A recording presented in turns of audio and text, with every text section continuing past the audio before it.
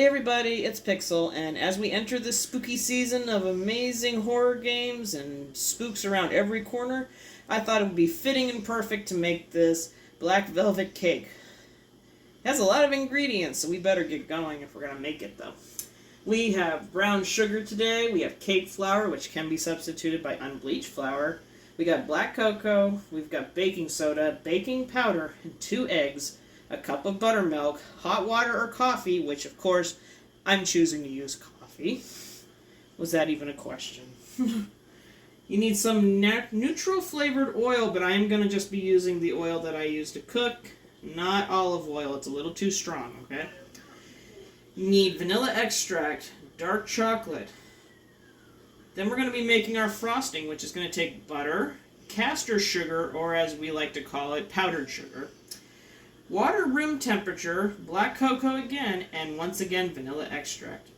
Now, it wants us to decorate the top with black cherries, blackberries, and purple and gold sprinkles. I, however, found the only cherries I could find and found gold, white, and pink sprinkles. So we're going to deal with that today.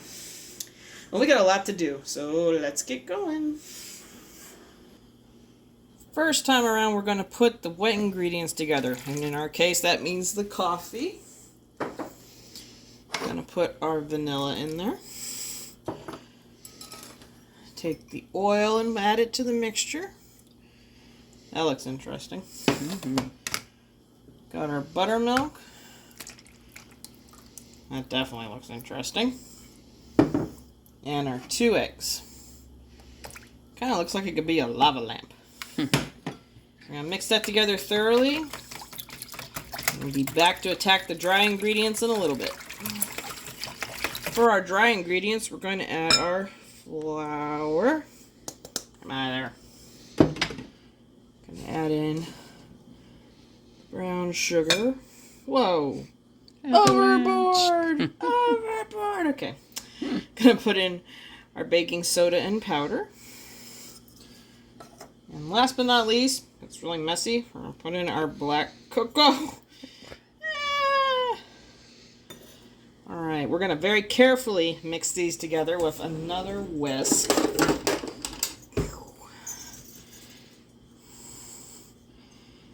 Before we add everything together. Now that all the dry ingredients are mixed thoroughly together, we're going to add our wet and use the mixer to make this a nummy cake batter that I would have a really hard time hand mixing together. So, I'll be back in a minute.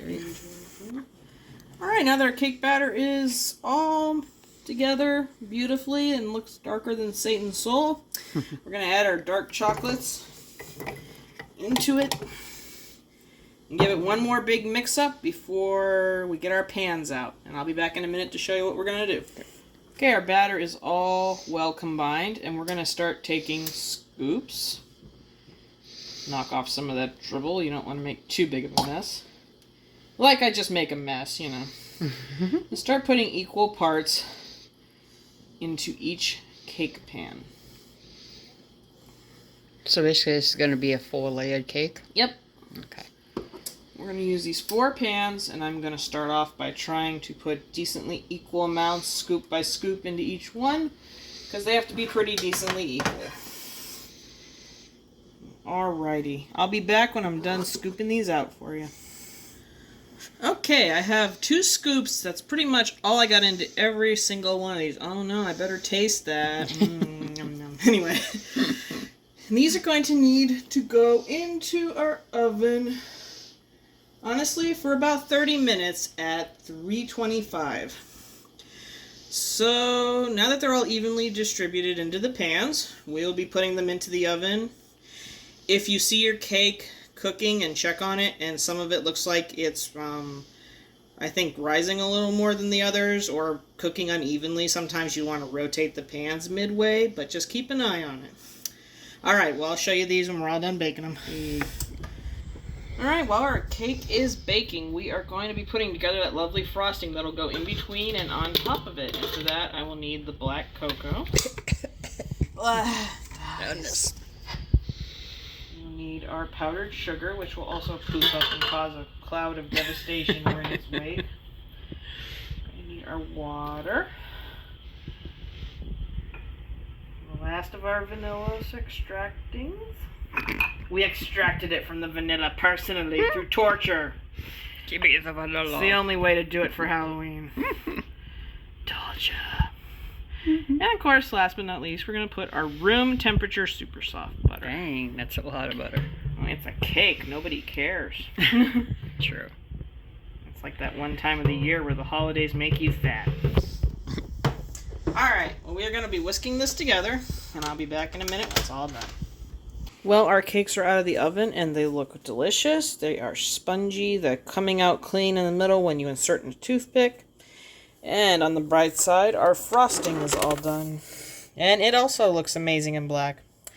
The only thing left to do is let our cakes cool for a while, cut up the cherries so that there's no pits in them, and we can start assembling our cake in layers. So let's give this a little while. Okay, our cake layers are room temperature. Our frosting is ready. It's very buttery, so I'm going to work fast with it, but you want to put a nice thin layer of our buttercreamy-like frosting in the middle.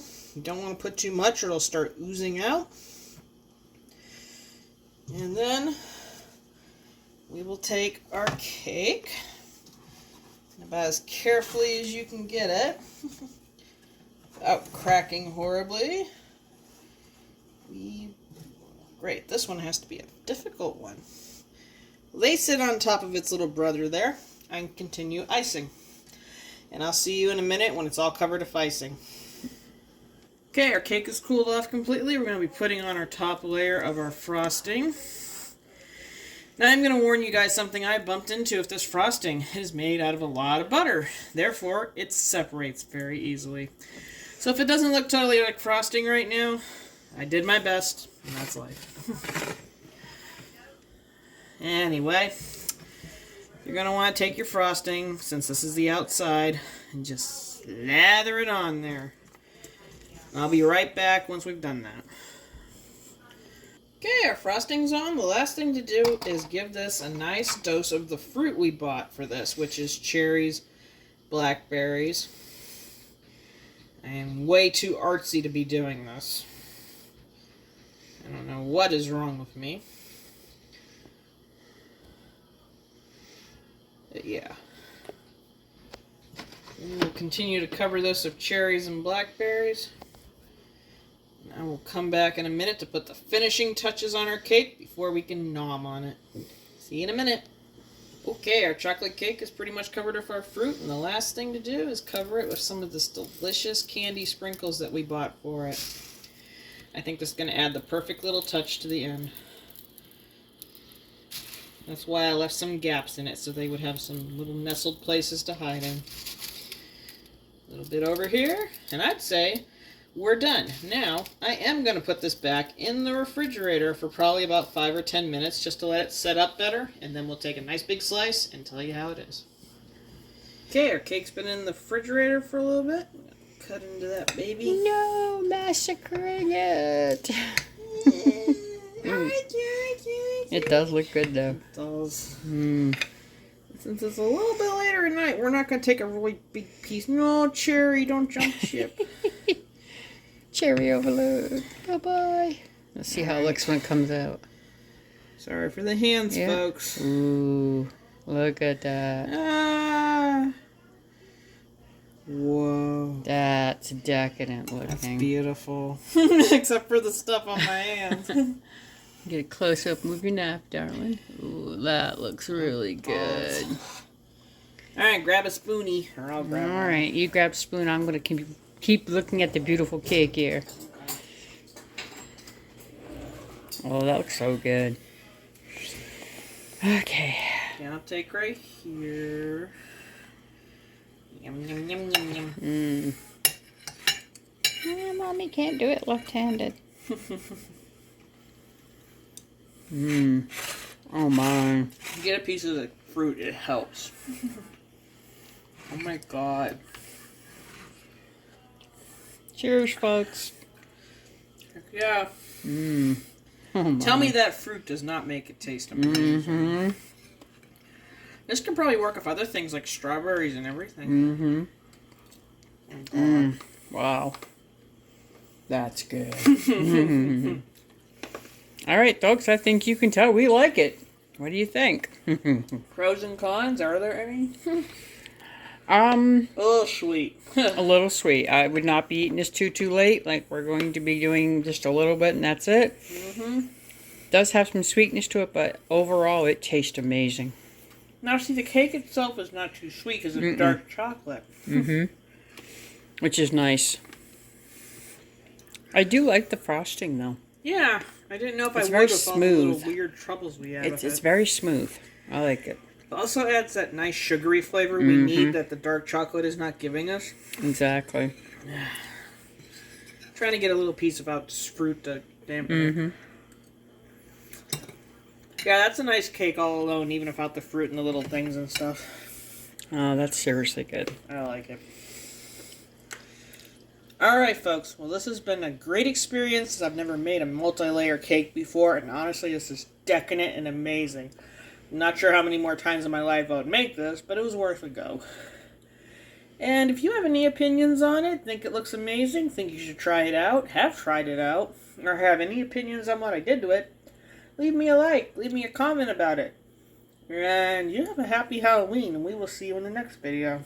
All right, folks. Y'all take care. Happy Halloween.